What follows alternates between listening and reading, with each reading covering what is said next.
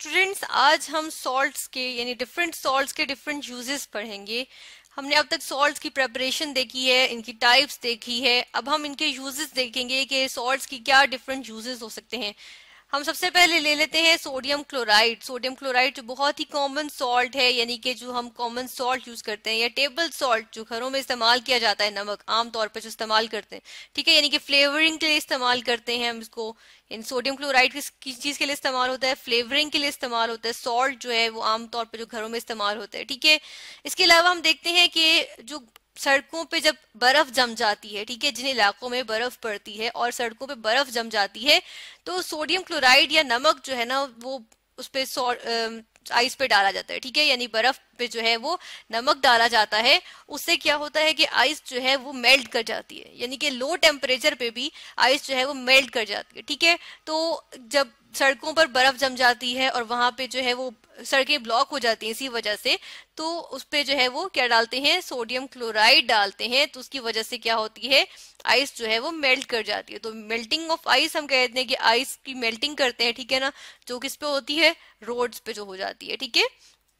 तो हम देखते हैं कि सोडियम क्लोराइड के यूजेस आ गए। इसी तरह इसके मजीद यूजेस की बात करें तो हम देख लेते हैं कि सोडियम क्लोराइड का हम जो है सैचुरेटेड सोल्यूशन, यानी कि ऐसा सोल्यूशन जो हमने इतना इस तरह से सोल्यूशन बनाया होता है कि सोडियम क्लोराइड हमने ज्यादा से ज्यादा जो है वो वाटर में डिसॉल्व किया होता है, यानी कि इतना हमने डिसॉल्व किया हुआ होता है कि अगर उससे ज्यादा डिसॉल्व करें तो वो मजीद डिसॉल्व नहीं होगा, ठीक है। तो ऐसे सोल्यूशन जिसको हम क्या कहते हैं? हम कहते हैं ब्राइन, ठीक है, सॉल्ट ब्राइन या ब्राइन कहते हैं, या सोडियम क्लोराइड का जो है वो सैचुरेटेड सोल्यूशन कहते हैं। तो सोडियम क्लोराइड का जो सैचुरेटेड सोल्यूशन होता है, इसको हम इलेक्ट्रोलिसिस में इस्तेमाल करते हैं, ठीक है। इलेक्ट्रोलिसिस में इस्तेमाल होता है। जब इसकी इलेक्ट्रोलिसिस करते हैं तो हमारे पास जो है वो प्रोडक्ट्स आती हैं डिफरेंट, यानी कि सोडियम मेटल भी आती है, हमारे पास हाइड्रोजन गैस भी प्रोड्यूस होती है, क्लोरीन गैस भी प्रोड्यूस होती है। तो ये काफी यूजफुल हमारे पास जो है वो इसकी जो है वो इलेक्ट्रोलिसिस से रिलेट करके जो है वो इसके जो है वो यूजेस आ गए, ठीक है।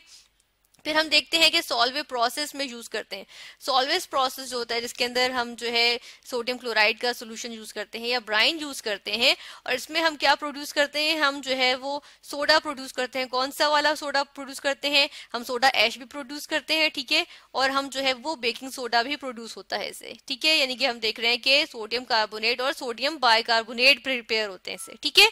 हमने सोडियम कार्बोनेट की बात की, तो अब हम यहाँ पे जो है वो सोडियम कार्बोनेट के चलने यूजेस देख लेते हैं, ठीक है। सोडियम कार्बोनेट की बात करें जिसको हम सोडा ऐश भी कहते हैं, ठीक है, इसको सोडा ऐश भी कहते हैं। और अगर इसका 10 वाटर ऑफ क्रिस्टलाइजेशन लगे हो, यानी कि .H2O के करके जो है वो यहाँ पे वाटर ऑफ क्रिस्टलाइजेशन लगे हो, तो इसको क्या कहते हैं? इसको जो है वो वॉशिंग सोडा कहते हैं, ठीक है। तो अभी हम वॉशिंग सोडा और जो है वो सोडा ऐश के लिए एक ही फॉर्मूला लिख रहे हैं, सोडियम कार्बोनेट, ठीक है। सोडियम कार्बोनेट के जनरल यूजेस देखें तो इसको हम जो है वो ग्लास इंडस्ट्री में यूजुअली यूज करते हैं, ठीक है। यानी कि जो ग्लास यानी शीशा प्रिपेयर करने की जो इंडस्ट्रीज होती हैं उसमें जो है वो सोडियम कार्बोनेट जो है वो रॉ मटेरियल्स के तौर पे जो है वो यूज किया जाता है, ठीक है। इसके अलावा जो है इसको जो है वो सॉफ्टनिंग ऑफ वाटर में भी यूज करते हैं, यानी कि वाटर को जो है वो सॉफ्ट करने के लिए, ठीक है। और हार्ड वाटर होता है उसके अंदर हम कहते हैं कि कैल्शियम के कार्बोनेट्स होते हैं, कैल्शियम के जो कैल्शियम के बाइकार्बोनेट्स होते हैं, मैग्नीशियम के बाइकार्बोनेट्स होते हैं, ठीक है। हार्ड वाटर के अंदर हम कहते हैं कि इसके अंदर उसके अंदर सल्फेट्स होते हैं कैल्शियम और मैग्नीशियम के। इसके अलावा उसके अंदर फॉस्फेट्स होते हैं कैल्शियम और मैग्नीशियम के, ठीक है। क्लोराइड्स होते हैं कैल्शियम एंड मैग्नीशियम के। हम देखते हैं कि ये जो है वो वाटर को हार्ड बना देते हैं, ठीक है। तो इनको सॉफ्ट करने के लिए हम सोडियम कार्बोनेट से ट्रीटमेंट कर सकते हैं इसको और इसको सॉफ्ट बना सकते हैं। इसके अलावा सोप इंडस्ट्री में भी जो है और पेपर इंडस्ट्री में भी यूज होते हैं क्या चीज? सोडियम कार्बोनेट, ठीक है। हमने देखा कि कितने यूजेस आ गए कि सोडियम कार्बोनेट को जो है वो हम यूज कर रहे हैं। सोप इंडस्ट्री में भी यूज होता है और पेपर इंडस्ट्री में भी यूज होता है, ठीक है। फिर हम देख लेते हैं कि सोडियम बाइकार्बोनेट जो है वो बेकिंग सोडा होता है, ठीक है। इसका हम यूज देख सकते हैं। इसको हम लिख देते हैं, सॉरी यहाँ पे इसको बेकिंग की स्पेलिंग ठीक कर लेती हूँ कि ये कहलाता है बेकिंग सोडा। अब बेकिंग सोडा नाम से ही जाहिर है कि बेकिंग सोडा क्या होता है, ये जो है वो डिफरेंट बेकिंग पर्पसेस के लिए इस्तेमाल होता है, ठीक है। हम बेक करते हैं, केक बेक करते हैं, हम बिस्किट्स बनाते हैं, ठीक है, डिफरेंट चीजें बनाते हैं, इनमें जो है वो बेकिंग पर्पस के लिए बेकिंग सोडा इसमें यूज करते हैं, ठीक है। फिर हम बात कर लेते हैं एक और सॉल्ट की, हम सोडियम सल्फेट की बात कर लेते हैं, ठीक है। सोडियम सल्फेट, सोडियम सल्फेट भी ग्लास इंडस्ट्री में यूज होता है, ठीक है। सोडियम कार्बोनेट की तरह सोडियम सल्फेट, डिफरेंट टाइप के जो ग्लास बनते हैं उसमें डिफरेंट रिएक्टेंट्स यूज होते हैं, डिफरेंट जो है वो रॉ मटेरियल्स, ठीक है। कुछ रॉ मटेरियल्स इसके बेसिक होते हैं और कुछ जो होते हैं वो डिफरेंट होते हैं। तो हम देखते हैं कि सोडियम सल्फेट भी जो है वो यूज होता है ग्लास बनाने की इंडस्ट्री में, ठीक है, यानी शीशा बनाने की इंडस्ट्री में। इसके अलावा क्योंकि सोडियम सल्फेट जो है वो डिटर्जेंट का काम जो है वो अच्छा क्लींजिंग प्रॉपर्टी शो करता है, तो हम देखते हैं कि ये डिटर्जेंट्स के तौर में भी यूज होता है, ठीक है। डिटर्जेंट्स में भी हम सोडियम सल्फेट यूज करते हैं, ठीक है। इसके अलावा हम बात कर लेते हैं एक और सॉल्ट की बात करते हैं। अब एक और सॉल्ट यहाँ पे हम ले लेते हैं सोडियम सिलिकेट, ठीक है। ये सिलिकॉन का और सोडियम का जो है वो सॉल्ट होता है, सोडियम सिलिकेट। सोडियम सिलिकेट की बात करें, इसको हम जो है वो वाटर ग्लास भी कहते हैं, ठीक है। इसको वाटर ग्लास कहा जाता है। ये थिक सा होता है, विस्कस यानी कि, ठीक है, विस्कस मतलब थिक होता है, ठीक है। और हम देखते हैं कि इसको जो है वो थोड़ा स्टिकी सा होता है, यानी थिक सा है, तो थिक होने की वजह से या विस्कस होने की वजह से इसको जो है वो हम जो है वो जो है ग्लूज में यूज करते हैं, ठीक है। हम कहते हैं कि हम इसको ग्लू में यूज करते हैं, चीजों को जोड़ने के लिए, उनको स्टिक करने के लिए, ठीक है। ग्लू में जो है वो यूज किया जाता है सोडियम सिलिकेट, या जिसको हम वाटर ग्लास भी कहते हैं, ठीक है। सोडियम क्लोरेट की बात कर लेते हैं। सोडियम क्लोरेट क्या होता है? सोडियम क्लोरेट का फॉर्मूला क्या होता है? NaClO3, ठीक है, NaClO3 sodium chlorate. Sodium chlorate की बात करें तो सोडियम क्लोरेट के रिएक्शन से हम बना सकते हैं क्लोरीन डाइऑक्साइड गैस, ठीक है। अब ये जो क्लोरीन डाइऑक्साइड गैस है, ये जो क्लोरीन जो है ना, इसके कुछ कंपाउंड्स जो हैं वो बहुत अच्छे ब्लीचिंग के तौर पे यूज हो सकते हैं, ठीक है। तो ये जो है वो ब्लीचिंग एजेंट के तौर पे यूज होता है, ब्लीचिंग एजेंट, ठीक है, यानी डीकलर कर देता है, ठीक है, डीकलराइज करता है ये। इसके अलावा हम देखते हैं कि जो ब्लीच कर देता है, ठीक है, यानी डीकलर कर देता है, तो यानी कलर रिमूव कर देता है, ब्लीचिंग एजेंट के तौर पे यूज होता है। फिर हम कहाँ यूज करते हैं इसको ब्लीचिंग एजेंट के तौर पे? इसको यूज करते हैं पेपर इंडस्ट्री में, यूजुअली यूज किया जाता है। पेपर एंड पल्प इंडस्ट्री, हम पहले प्लांट से पल्प हासिल करते हैं, फिर उससे पेपर बनाते हैं, ठीक है। तो ये पेपर इंडस्ट्री में ब्लीच करने के लिए जो है ना, यानी पेपर को व्हाइट जो कर देते हैं, ठीक है, तो वो जो है वो पेपर इंडस्ट्री में क्लोरीन डाइऑक्साइड यूज होते हैं। इसी तरह हम देखते हैं कि सोडियम क्लोरेट जो है ये अगर स्ट्रॉन्ग एसिड से, ठीक है, अगर ये स्ट्रॉन्ग एसिड से रिएक्ट करता है तो जो है वो ये क्या प्रोड्यूस करता है? ये एक्सप्लोजन्स कर देता है, ठीक है, यानी कि एक्सप्लोजन्स होते हैं अगर ये स्ट्रॉन्ग एसिड से जो है वो रिएक्ट करे। तो ये किस तौर पे यूज हो सकता है? ये जो है वो एक्सप्लोजिव्स के तौर पे भी यूज किया जा सकता है, ठीक है। हम देखते हैं कि सोडियम क्लोरेट जो है वो एक्सप्लोजिव्स बनाने के लिए जो है वो यूज किया जाता है, ठीक है। अब हम देख लेते हैं मजीद सॉल्ट्स देखते हैं। हम अब बात कर लेते हैं सोडियम का एक और सॉल्ट ले लेते हैं जिसको हम बोरेक्स कहते हैं, ठीक है, Na2B4O7 सोडियम का बोरेट होता है, ठीक है, इसको बोरेक्स कहते हैं। और ये इसके साथ जो 10 वाटर ऑफ क्रिस्टलाइजेशन होते हैं, ठीक है, इसको क्या कहते हैं? बोरेक्स कहा जाता है, ठीक है। अब ये जो बोरेक्स है, हम देखते हैं कि ये जो होता है इससे हम क्या बनाते हैं? इससे हम पायरेक्स ग्लास बनाते हैं, ठीक है। अब पायरेक्स ग्लास कौन से होते हैं? हम लैब में जो है वो अपरेटस देखते हैं, ठीक है, लैब में डिफरेंट अपरेटस देखते हैं, जिस तरह हम टेस्ट ट्यूब देखते हैं, बीकर देखते हैं, वो ग्लास के बने होते हैं। तो वो ग्लास कैसा होता है कि वो टूटता नहीं है जब हम उसको हीट भी करें।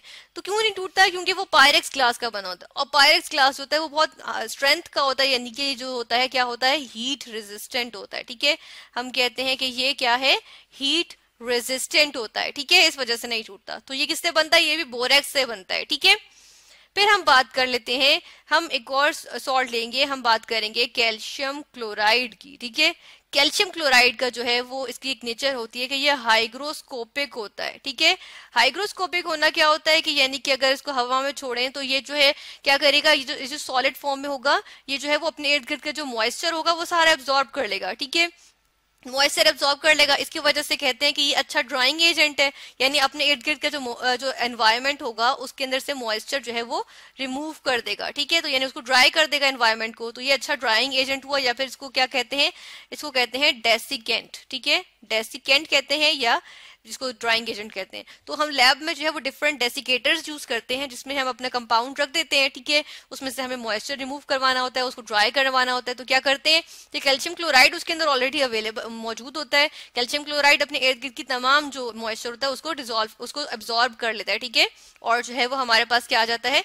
एक ड्राइड कंपाउंड या ड्राइड सब्सटेंस आ जाता है जिसकी हमें जरूरत होती है, ठीक है। एक और हम ले लेते हैं, हम कैल्शियम के ही कंपाउंड्स की या सॉल्ट्स की मजीद बात कर लेते हैं। हम अब बात कर लेंगे कैल्शियम ऑक्साइड की। ठीक है, कैल्शियम ऑक्साइड को क्विक लाइम कहते हैं। ठीक है, यानी कि ड्राइड या बर्न्ट लाइम भी कहते हैं इसको। ठीक है, इसको बर्न्ट लाइम भी कहते हैं क्योंकि इसके अंदर वाटर मौजूद नहीं होता, कंटेंट वाटर का कंटेंट नहीं होता। अब इसको हम देखते हैं कि इसको हम किस लिए यूज करते हैं। अब ये वाटर को जो है वो एब्जॉर्ब कर सकता है, तो इसको हम सीवेज या वाटर के H2O water hydrogen oxygen water की ट्रीटमेंट के लिए जो है वो हम यूज करते हैं। ठीक है, कैल्शियम ऑक्साइड को हम यूजुअली वाटर के या सीवेज के ट्रीटमेंट के लिए, इसको प्योरीफाई करने के लिए, वाटर को प्योरीफाई करने के लिए, ठीक है, इसको इसलिए यूज करते हैं। इसके अलावा हमने कहा कि ये जो है बर्न्ड लाइम है, ये वाटर को एब्जॉर्ब करने की सलाहियत रखता है, तो हम कहते हैं कि ये क्या है, ये जो है वो ड्राइंग एजेंट भी है। ठीक है, या हम कहते हैं कि ये डिहाइड्रेटिंग एजेंट है। डिहाइड्रेटिंग एजेंट क्यों है? क्योंकि ये वाटर को जो है वो रिमूव कर लेता है। ठीक है, यानी एब्जॉर्ब कर लेता है, तो इसलिए हम कहते हैं ये डिहाइड्रेटिंग एजेंट है। इसके अलावा हम देखते हैं कि ये क्या है, ये जो है वो डिफरेंट फूड इंडस्ट्री में यूज होता है। ठीक है, फूड इंडस्ट्री में यूज होता है। इसके अलावा पेंट्स की इंडस्ट्रीज में यूज होता है। ठीक है, इसके काफी यूजेस आ जाते हैं हमारे पास, पेंट्स की इंडस्ट्रीज में भी यूज होता है। ठीक है, फिर हम देखते हैं जिप्सम की बात करते हैं। जिप्सम भी हमारे पास जो है, जिप्सम का फॉर्मूला क्या होता है, जिप्सम का हम फॉर्मूला देखते हैं। जिप्सम का फॉर्मूला होता है कैल्शियम का सल्फेट होता है। ठीक है, डॉट 2H2O, यानी 2 वाटर ऑफ क्रिस्टलाइजेशन मौजूद होते हैं साथ। ये जिप्सम का फॉर्मूला होता है। जिप्सम संगे मरमर जिसको कहते हैं। ठीक है, ये किस लिए यूज होता है? प्लास्टर ऑफ पेरिस में जो है वो यूज होता है। संगे मरमर या प्लास्टर ऑफ पेरिस में जिप्सम यूज होता है और इससे डिफरेंट जो है वो चीजें बनाई जाती हैं, स्टैच्यूज बनाए जाते हैं। ठीक है, ये भी बहुत जो है वो यूजफुल होता है। ठीक है, डिफरेंट जो है वो पर्पसेस के लिए यूज होता है। हम एक और सॉल्ट की बात कर लेते हैं, पोटेशियम के, पोटेशियम नाइट्रेट।